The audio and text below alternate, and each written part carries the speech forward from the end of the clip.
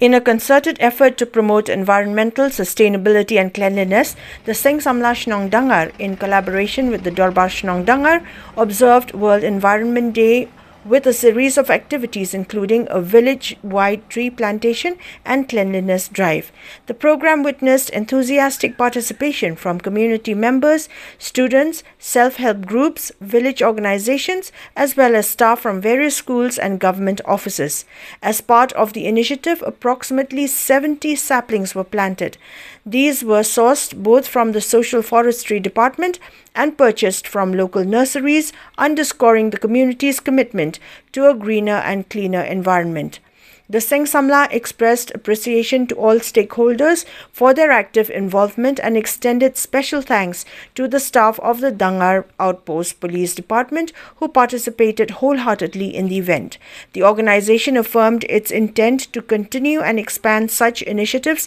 in the coming years. It also announced plans to raise greater awareness among residents and visitors on responsible waste disposal, urging them to avoid littering and to make use of designated dustbins placed throughout the village. Nakaliang jongi ka Seng Samla Shnong Dangar misno ban ai kajing khublei ya baro kinong simbenta hakane ka sni abade ka World Environment Day te ngamla bandak khamda penpau ya kajing ai khublei ya baro ki ba yo bani simbenta lang hakane ka sni kum ki school baro nado ki higher secondary ki LP ki UP bat kumjuru ki department bafer khamtam ki police ki balaya simbentalang bat snong bani penkhoi bat ya thungding haman la ki jaka te kumjuru kajing thungding ka jungi mentak sni ina poi hadu nyopho tenrai ki ding thung bani thunglang bat ka Seng Samla snong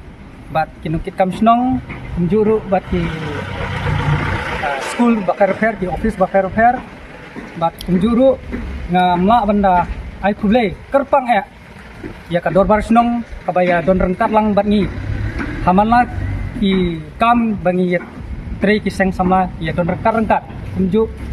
hamtam ya imadam ru ibaya don rengkat bat ni hane bimis ngasoban ai khublei lang ya phi iba laya simbentalang ya kane ka jimpun khuis nong bat jinding ka juni tang kita hi khublei shiba